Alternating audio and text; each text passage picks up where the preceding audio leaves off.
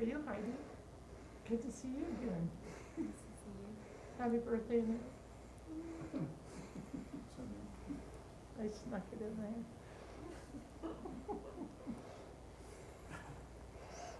there. Namaste. Namaste.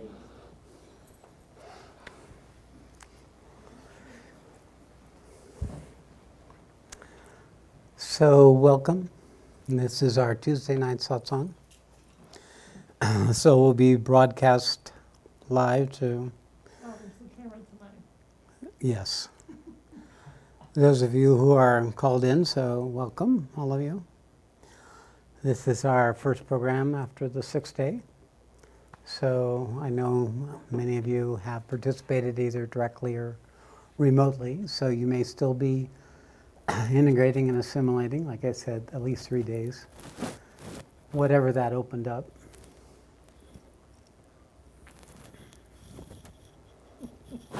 So tonight I'm going to talk about spiritual power. You see, the fundamentals of this creation are basically an interface between pure consciousness and the consequence of consciousness manifesting itself, which is matter, energy, and matter. So there's pure consciousness, and then energy as it enters into the creation, which is the impulse of the original intent to come into existence. That has created inanimate matter, which created electrons and protons and all neutrons and hydrogen and all the elements, and it is what's going on in the middle of the sun right now. So what's going on in the center of the earth right now, this inanimate quality of consciousness. And in the entire universe, that's about as far as consciousness and matter has been able to interface. The vast, vast, vast majority of this world is inanimate, either in elemental form or earth, water, fire, air, ether. It is not life in itself. They are, of course, the elements that allow for life. But the opportunity for life in this universe, these universes, but especially in this universe, this physical universe, is rare. Exquisitely rare. Because inherent in the physical earth and in this inanimate structure of the 5 elements is also consciousness, but it's locked up. It has no avenue to express itself beyond the fundamental organizational principle of subatomic physics and atomic nuclear structures, so on and so forth. They work within the laws of the physical universe. But here, consciousness was able to break out from the inanimate into the animate, from the non-living into the living. And where did it start? It started with the earth, this earth. It was actually the opportunity for the original intent to bring into existence life. And this opportunity has an exuberance behind it because it's so rare, it's so precious to have this opportunity where consciousness is able to have a greater say in the organizational structure of matter. And that is what allowed evolution. It is where the consciousness was able to exceed matter by some quantum. And in that process, matter, this organic, all forms of animate and organic matter, we might consider plants or fungus or inorganic, or even bacteria or fungus, but it's not. It's animated. And these became the arena that fed what happened in the first stage became the food for the next stage. And that what happened in the second stage became the food for the third stage, and so on and so on. So inherent in the earth is this manifesting power for life. And has been evolving for the 4.5 billion years that this planet's been organized enough to be able to allow for organic matter to come into existence. This power lies inherent in the physical earth. It is obviously an expression of a more primal power, which I call the Asat, which rises from below, rising to what consciousness can take it to come out of its slumber and to wake up. To come into existence is the beginning of that waking up. And the nature of that waking up is where consciousness keeps exceeding the quantum of its relationship with matter. That the quantum of consciousness versus the quantum of matter starts expanding. And this is the evolutionary force of everything, and we are the children of that process. And that force is accessible through our bodies. It is what allowed us to eat the previous evolutionary stages, to survive physically, to breathe the elemental air, to drink of the waters, and eventually to learn how to collaborate with the fire. So there's nothing new now in that basic principle than was true 200 million years ago when mankind first came down from the trees and started organizing itself as an individual species in the multiple individual human species until it sorted out to the one we're all the expression of. But even within the Homo sapien, there is evolution occurring. And it's drawing not just from the previous paradigms that were possible in previous quantums of consciousness, but now there is a larger quantum of consciousness in which physical matter, life, and its subsidiaries, which are things like mind and intelligence and will to act independently, all of these draw their source initially from the earth. So inherent in this body is this principle. In the Vedas, they call it Agni, fire, which allows us to digest foods, allows us to see, allows us to experience heat and cold. It gives us the capacity for action and inaction. So this principle, this lived principle that has us wake up in the morning and dress ourselves and go to work and all that, is drawing in its very roots from the power inherent in the earth energy, in the earth matrix paradigm of possibilities.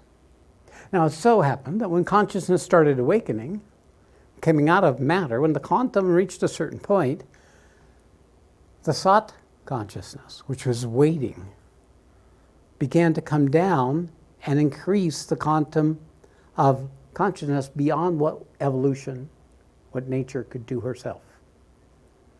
But in that process, that quantum of descending from below, enhancing the evolutionary movement from ascending from above to below, and the evolutionary movement from below above, became this collaborative effort, which has nurtured at every step the evolutionary possibility, has able to keep the scaffolding, the matrix into which consciousness would grow in its relationship with matter. So when we look at spirit, spirit is in the earth, and spirit is above and beyond. So there are two powers, the power that comes from above and the power that arises from below. And the interface between these two have been going on for eons, ages. And we're in that play right now. The only thing that's happening is that the quantum of consciousness that has been enhanced by mankind reaching also higher than whatever its evolutionary structure is now been diminished by distraction, by incessant action. Of course, it's always diminished in certain situations, just to conflict, stress, deprivation, famine, disease, all the rest. They diminish the consciousness. And in that period of time, the evolutionary opportunity of Earth is diminished accordingly because we are the fruit. We are the highest demonstration of life in terms of its possibility in form on this planet. And when we come to a point where we take that consciousness and we put ourselves back to sleep, or keep us in some sort of stimulated distraction where we're simply oblivious to the opportunity of life, of the evolution, of our own individual responsibility for that in living our purpose in life, then that no longer becomes available to the earth. It becomes diminished by our lack of attention, honoring the source from which we come. We disembody. We use the body to feed our evolved mind and intelligence and live up there, depriving the earth of her connection with us through our bodily existence. This has diminished Earth's ability to keep pushing mankind into the next stage of the evolution. The only possibility is in us. This thin band of humanity in the entire evolutionary possibility. And what it has to do? It has to take that higher consciousness and bring it back down. It's not enough that it awakes, becomes aware of itself in the spiritual context, in order to go and stay in that awakened state forever until it dies. The task is to bring it back into earth, back into the person's life, back into the ordinary, back into the less important parts of you that you've been operating on top of, so that they can be acknowledged and transmuted. So that's what's allowed alchemy, is the transmutation of matter into a higher vibration of matter. So the spiritual path is this interface between that original source of consciousness, as the Sat, and that original source of matter, which is the Asat. And the two come together in the middle in every human being.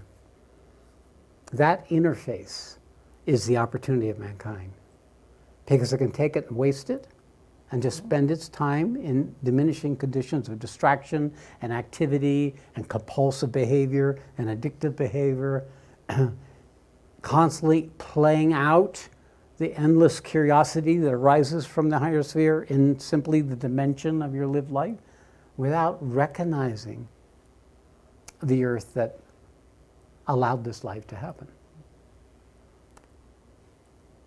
So in the seeking to empower the evolutionary movement, we've disconnected from our ability to aid that evolutionary movement. Now, the inherent power of Earth, the inherent force of Earth is in every person's body. The quantum of consciousness that's entangled with the cells of your body, with your nervous system, with your brain, with your digestion, with that living principle that animates you as you think and breathe and question and be curious. That also can become transmuted into what we call Kundalini awakening. There's other terms. This awakening of the body, the awakening of the inherent power of the earth, the inherent power of the mother, comes up from below and awakens us in stages.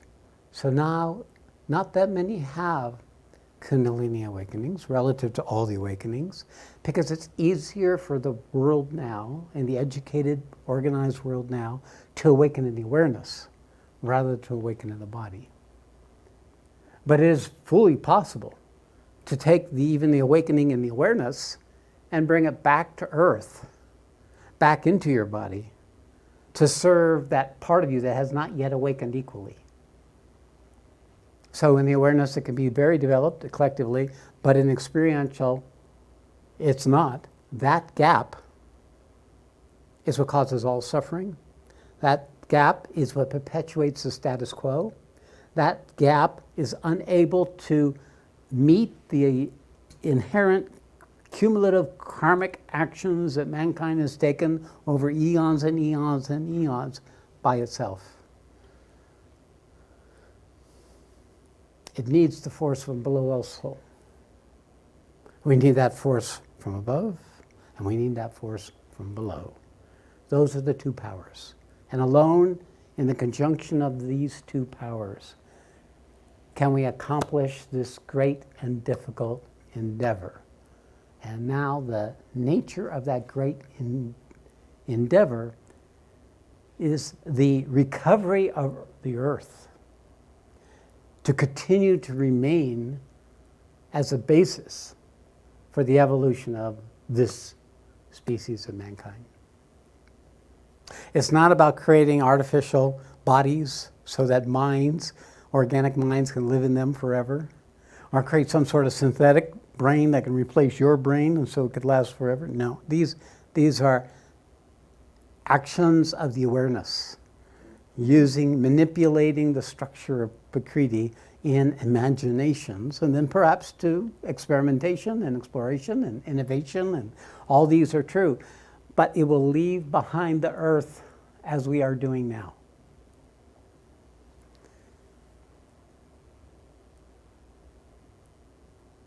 So who's in charge of that power? Unfortunately, most people don't want to know it. You are. Coming to responsibility for your purpose on the planet is the next step for your evolutionary process, this life, is to wake up where you're not woken up, is to transmute that which is unconscious into conscious, that which is avoided into no longer avoided, to meet that which is hidden, to come into existence more fully. Of course, that's the nature of this work we do. And what allows us to do that is we take the higher awareness and we bring it to meet the lesser awareness, to awaken it, to see it for ourselves, within ourselves. We become the collaborators with the evolutionary process within ourselves. But the nature of truth is it pretty much kills the untruth. All of this is illusion, all of this is error, it should not happen, it should not be this way. And in itself, it has no power over the world to affect truth consciousness unless there's the collaboration of the principle that rises below, which derives itself from that principle of the mother, of that mother earth, of that mother principle, which is effectively Ananda, or love. Truth without love leaves the world behind. Spaceships, inhospitable for human bodies, but if you're simply an electronic brain, you don't need oxygen, you don't need food, you could keep existing in your electronic kingdom. Sound like fun? And what it will lack will be the incredible diversity and redundancy that nature had to produce, to come up with over 4.5 billion years versus what mankind's been able to come up with 50 or 100 years. Sterile, immediate, hard-edged.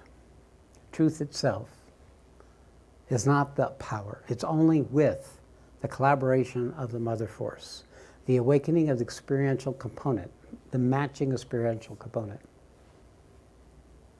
can we bring to life what is currently now dying, where we can store the purpose of Earth, because Earth is dying in the same way that when we begin our awakening with dejection. You could say the Earth is in dejection. She's in serious dejection, because she's not fully dejection, because she's still fighting it. She's angry. She's heating up. She's rebelling. So she's not yet fully dejected. When that phase ends, she will have given up her purpose, and she'll be one more lifeless orb, along with the unnumberable trillions and trillions and trillions of orbs bereft of life. Consciousness will have to seek an outlet elsewhere. And so it will. But we have an opportunity. So inherent with us, the power of the love force. While truth will separate us from untruth, we'll have the untruth over here and truth here. Love will dissolve the untruth in its embrace of inclusion, in its embrace of incorporating that which couldn't be met into the quantum of wisdom the earth carries, converting it into a richer opportunity for matter, a richer opportunity for life, a richer opportunity for beings. This is actually how it works. Love, truth cuts, love dissolves those obstacles that separated us from the fullness. They both work in their own way. Only in one, life is included. Your life, your humanity, the person you were before you awakened. All of it's included, but in this extraordinary new paradigm of your awakened consciousness. And it's in this play between these two that we evolve as individuals in our awakening. And in the process, evolve in our capacity to be channels for this spiritual power. We are the channel, the vehicle for both these powers. We can partake of these powers by consciously collaborating to these two movements. And in that, we can fulfill our purpose on the planet and perhaps, if not restore, at least limit the amount of damage before the planet itself can recover its own power. It's like a neglected child right now, especially in the Western world. It's huddled back into its previous state of condition, forgotten, inaccessible, actually. You can experience that.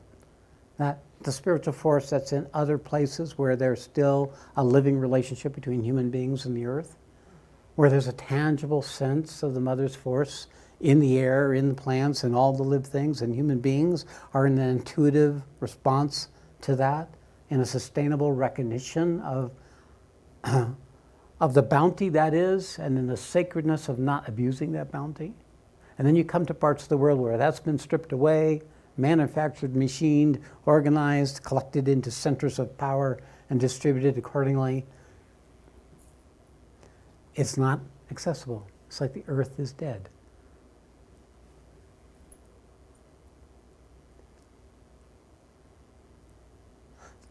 The Hindus knew that when someone who had access to the truth and had awakened, incorporated, that where they lived, earth was alive. I saw that first with my teachers in the apartment he built for himself. The plants that were planted around his house flourished and blossomed like unbelievable blossoms everywhere. Where elsewhere on the ashram, you could barely keep them alive. That there was this ability for the earth to restore itself, to come up and respond to the consciousness that was willing to be in relationship with it.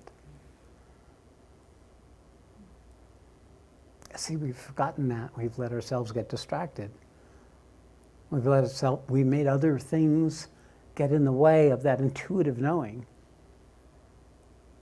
By making all these things to do, all these things to accomplish, all these rules of how we had to be and how the future had to look. And there's partial truths in all of that. That all comes from the awareness. It is one of the means of evolution. But if it leaves behind us the other, the power will fall into soil that can no longer absorb it. Too much truth, you know, it's like you can't absorb it anymore. It's like pressure, it's like pain, it's like a dead weight. It is this kind of stripping away of life. That's the nature of truth when it comes. It just strips away life, it strips away mind, strips away, you're silent, empty, still, and there's nothing else that you not or need. Life gets absorbed in that process. And it is an important and powerful stage of the journey because it purifies all the quantum of the life vital forces that are vested in the air of our inheritance, invested in the air of our own lives, in our own little human needs and wants and compulsions and reactions and impulses and negativities and dreads and vengeances and feuds and the rest of it. So the truth comes in to purify, but not to leave an empty vessel, but rather so that the love can come and fill it and find its expression, that the principle from which we derived our origins, our mother, our womb, the touch, the experience as a child coming into existence, can come with us in this integrated capacity for being. Then we become channels, proportional to our own ability to come to the resolution of these two powers within ourselves and our collaboration with them in our lived life, in the way we organize ourselves, in the context that we look at life at, the way we hold the opportunity life is.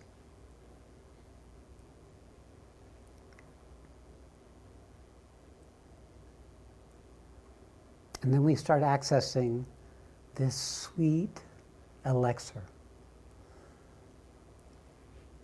this sweet, loving, true call of the divine for our attention.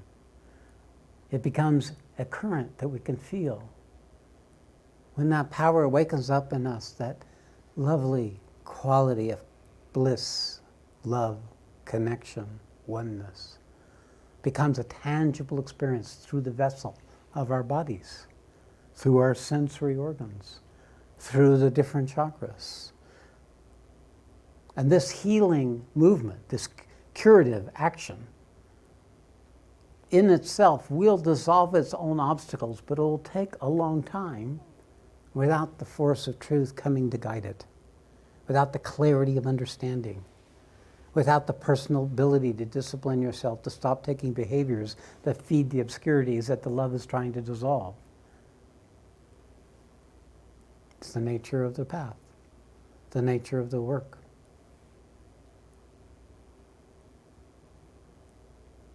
So to become a channel for both of these,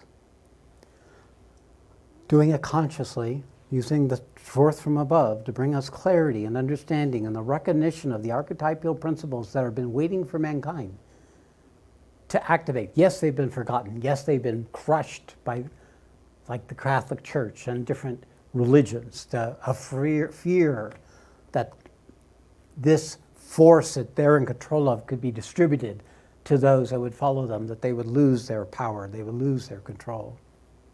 And they might have been sincere, not trusting the lower nature of human beings to handle their awakenings. And if you look at Kundalini awakenings, it can be quite chaotic. It can create hidden structures and make it much worse. Without the higher truth, without a teaching, without a structure, it has no particular way to go, except perhaps exaggerate what otherwise would be normal human desires, needs, compulsions, reactions. So the teaching needs to be restored. And this is part of it. And what is the teaching? It's the paradigm for understanding why awakening would happen, to understanding how to collaborate it, to understand the distinction between the awakening from below and the awakening that comes from above, to be able to find that in your own experience and to collaborate with it through your intelligence, to take the actions that allow you to empower and nurture what's already capable in you, moving into alignment with these two forces, these two powers. And because what they'll do is they'll take it over for us. At some point, the universe takes it over, and we simply surrender to the unfolding of the possibility the universe has for us and us for the universe. It's a mutually beneficial arrangement. The universe gets to come into existence as us, and we get to wake up to the universe. And it's not something we do or make happen or plan.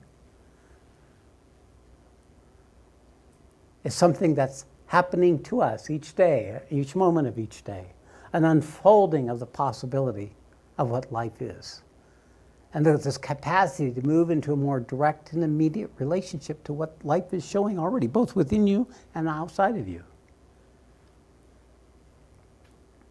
But if we keep organizing life as an interference with our to-do list, like I heard Anne share the other day. I thought that was a great share. You heard that. Yes. Life is an interruption with me fulfilling my to-do list. Then we'll never get there.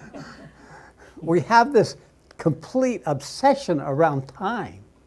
It's very puritanical. You know, you redeem your sins by keeping busy. You don't redeem your sin, you bypass them all. Then you die and you carry this huge quantum of unmet sin in the process. But this whole relationship with time is such a distortion, and it's based on the little individual ego taking over the opportunity of life for its own benefit.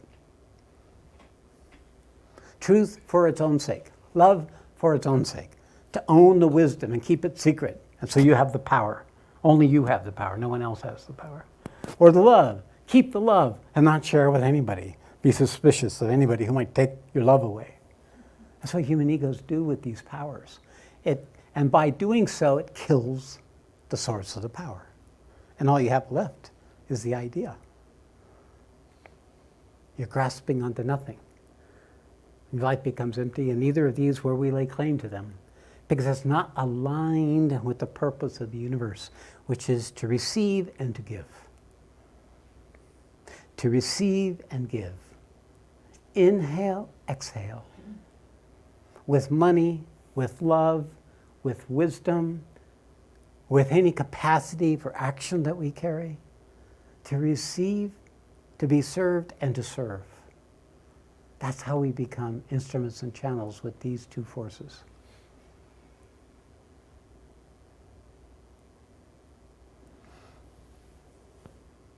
Okay, pretty good.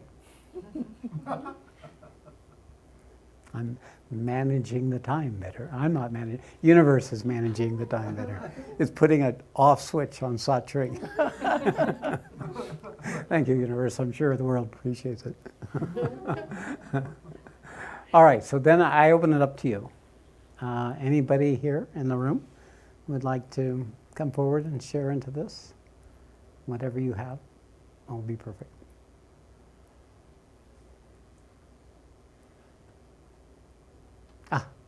Ramananda.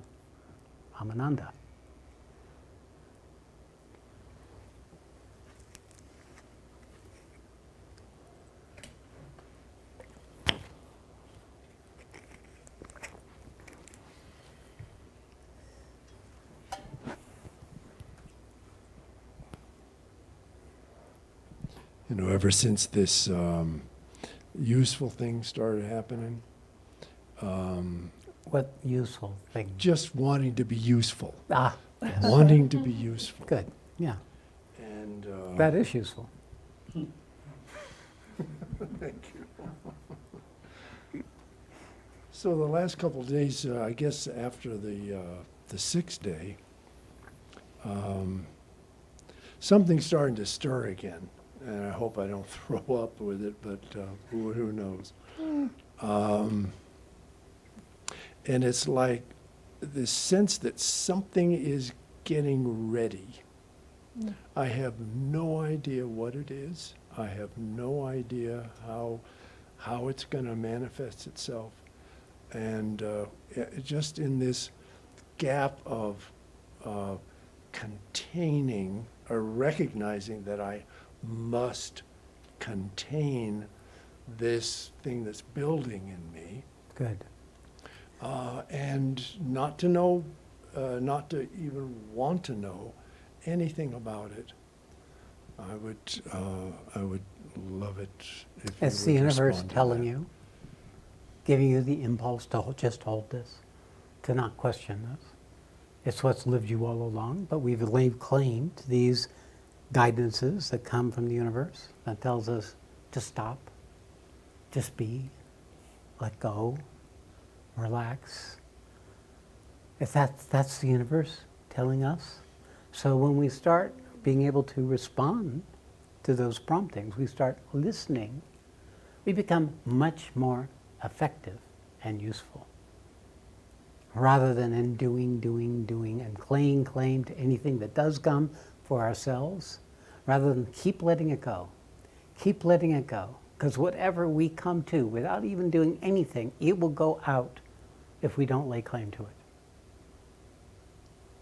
So that intuition, it's an intuition. Where do the intuitions come? They come from both the awareness and the experience. They come from the body and the heart, and they come from the knowingness. Either one, both valid. Both are telling you what to do in any one moment. And if it's telling you to stop, if it's telling you that this isn't serving, then you begin to get how you can use your intelligence and your will to collaborate with those instructions. To stop the thing that it's telling you to stop doing, or to do the thing that it's telling you to do. Right? So you've been doing this for a while, begrudgingly and resistingly, and off and on, and so on and so forth, as every human being does, because it never wants to let go of what it already knows, right?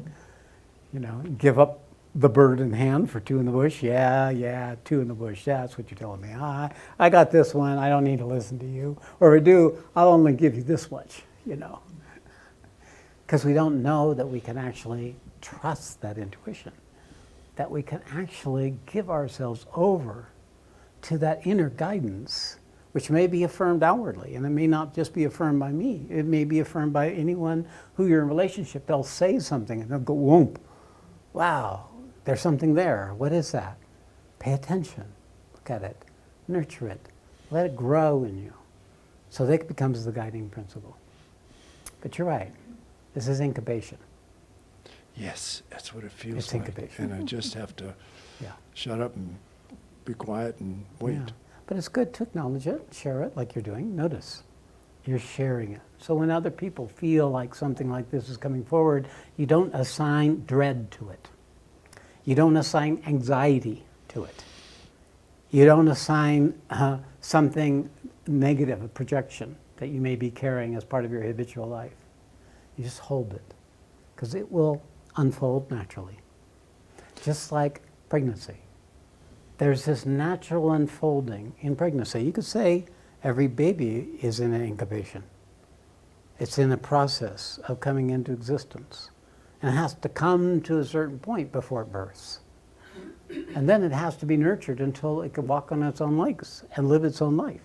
So too is every stage of our awakening going to have these periods of incubation, multiple stages that occur. The journey is more like steps, because we come to a point that we have to integrate it before we can go to the next step. And I have to say, one of the keys too is what you just pointed to is don't touch the, as things, because I sense that there's an unraveling that's going on. And in that unraveling, the ego is freaking. And my job, I was talking with Key about this, she had the same thing, and I was going, yeah, isn't it wonderful that we can step back? Yes. Isn't it? You're not just stepping back, you're stepping back and holding. If you were stepping back, it would be a dismissing. But holding, and you're stepping back and attentive to something that's arising. That's the right relationship with these things. So, and then more you listen to that intuition of your human, the more you're going to have the information at the source of where the problems lie, rather than just in your awareness. Awareness can bring you the clarity, it can bring you the perspective, it can give you ultimately the understanding. But the problem that you're trying to come out of, that's keeping you from moving into alignment with the opportunity of your life lies from the body. The body carries the ancestral karma. The body carries the error of the collective mankind in its diminishing or trying to possess or control the mother that birthed it. And that pain and that anguish is carrying in men as well as in women. Although men try to defend themselves from it, they defend themselves more capably in a world where the man dominates, is in charge of all the apparent human power. And it's only human power. And where does human power come from? It comes from getting other humans to agree with you. It comes from assembling humans that will think you have the thing they want. And that's the only possible human power, is it derived from the power every human being gives. And it has a certain quantum. Groups can be organized and have a certain quantum depending upon their capacity of aligning, but because it's human, it's always going to create people trying to belong, trying to include, trying to feel safe, trying to get it their way in any human gathering, any aligning of human consciousness. And therefore they lose their own volition. They lose access to their own information, their own knowing, their own evolution by becoming part of something. So that too is not the solution. Human power is not the solution alone. It can be an important component in the issue of climate change. It can be a very important component by making a impossible to fully relate to problem more real. By having other humans sharing what it is for them and as they are experiencing it. And unfortunately, humans can only know into the relative immediacy. Sometimes when it's already too late, there's no more water in the ground.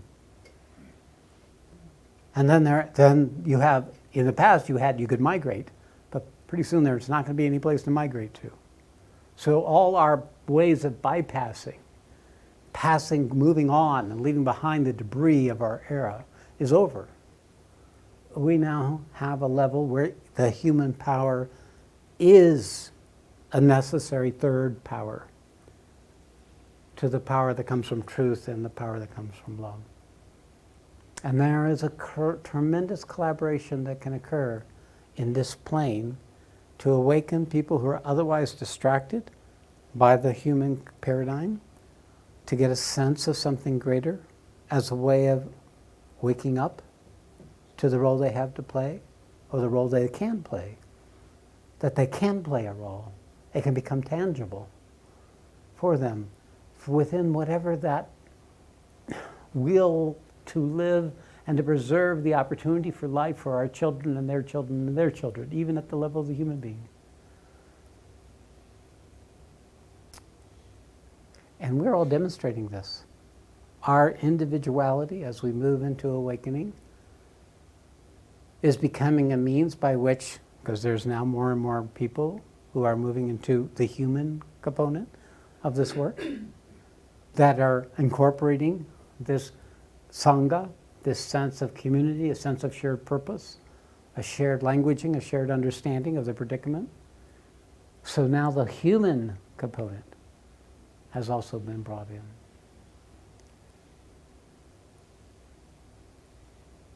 This is magic shit. This is magic shit. This is the stuff everybody said doesn't exist. Science has told it doesn't exist. If I can't touch it and feel it and see it, eat it, taste it, it ain't real. It's that whole paradigm, the skepticism, the cynicism, and that the existential, existentialists, right? It's this, oh, I think therefore I am, and therefore fuck everything else. I ain't gonna cut it anymore. We can't cut it. We can't continue to live that lie or delude ourselves or stay in that deluded condition. We can't as a species.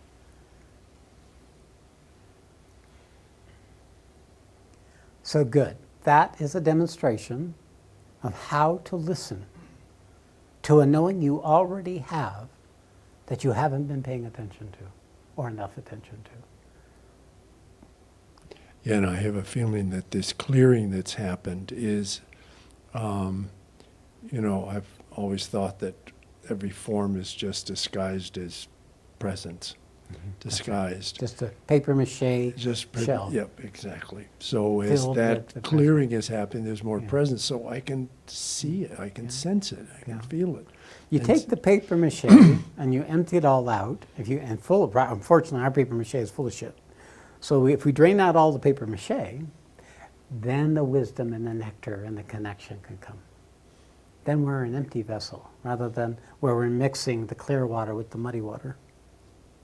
And that's what's starting to happen, is this feeling from the second and the horror. There's this bliss that's starting to get released, and there's just this It's a- wanting to give and having no clue about how it's going to happen. So, as you said, I'm just waiting. Thank you, sir. Beautiful. Thank you, Ramananda. And that's the opportunity. Like a new birth, when you become pregnant, it's an opportunity, it's a possibility. It starts organizing your whole life. A woman who has a child, the whole life gets organized about the budding child in their own body. What an intimate relationship with opportunity. With you birthing something, bringing something physical into this dimension. That's why women have such a more direct connection to that intuitive wisdom of the earth. They are incubators for the possibility of life yet to emerge. So if women can get hold of that sacredness within themselves, they can begin to tap into that same intuitive wisdom, that same felt knowing that is needed.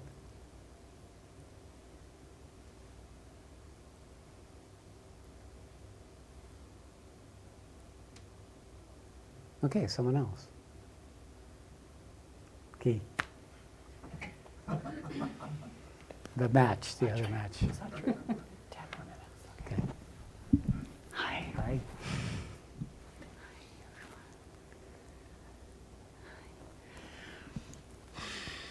I'm excited.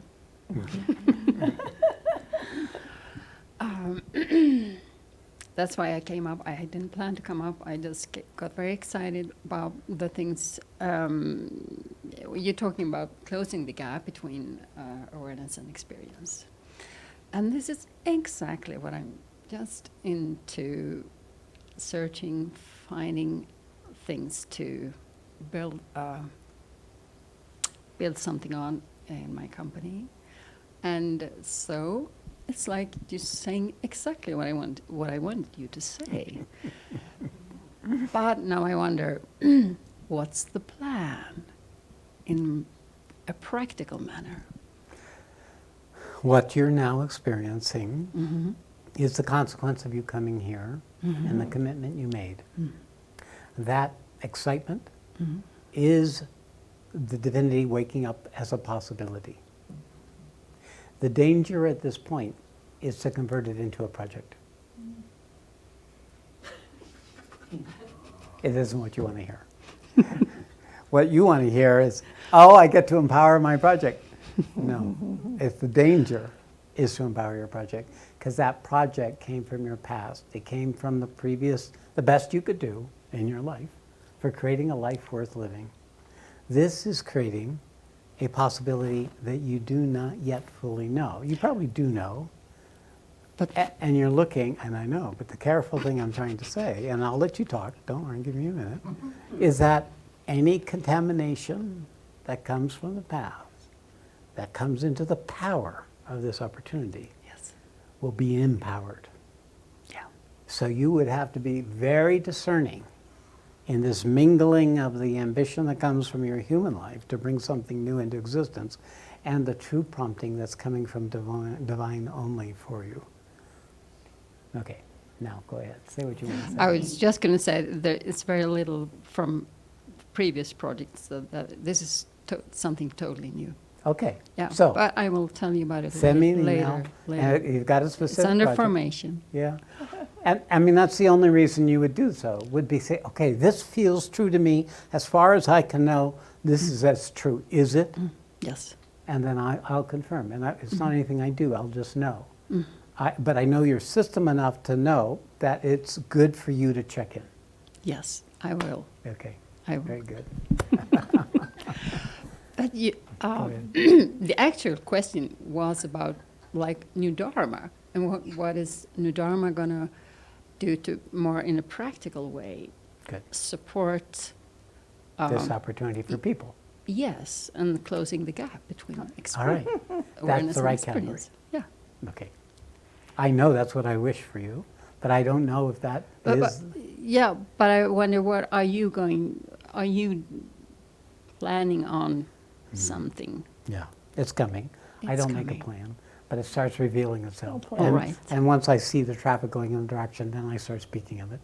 So it is simply an unfolding that I'll language as time goes on. Meanwhile, for those of you connected to me, then wait and just verify it, because what's coming has a role for all of you who are feeling the opportunity and wish to convert it into something you can live. That's for those of you who are watching remotely, as well as those of you in this room, because the opportunity carries the possibility for manifesting a greater truth and love in the world. And therefore, you want to hold the space until you get, to the best you can, clear information on what am I to do with this? Where am I to go with this? It's like at the end of the 6th day, I said, so how, what's next? It's an error when you go to the mind for the what's next. Rather, go to the opportunity that's come to you for the what's next, to hold a context so that the what next will be revealed. So that's what would be all I say on that. And it's a practical. You're Yes. leaving pretty soon, right? Yes. When? In a week. Anyway, Exactly. so we should have a meeting. Okay. Yep. All right. Thank you. I'm supposed to remember. Yeah. You might want to send her an email. She's no longer as good with memorying as she used to be. Losing the mind. It's leaking out here and there. Okay. All right. So thank you all. So what we're going to do now is we're going to sit in silence and stillness and complete tonight's gathering. Just for 5 minutes.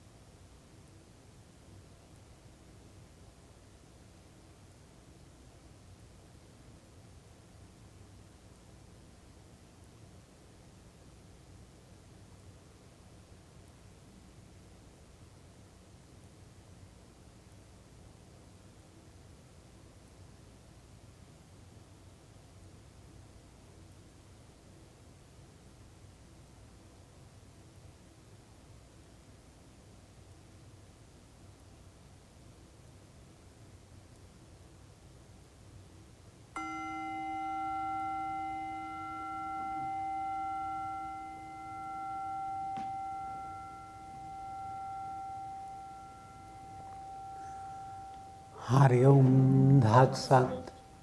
Hari Om Tat Sat. Hari Om Tat Sat Shri. All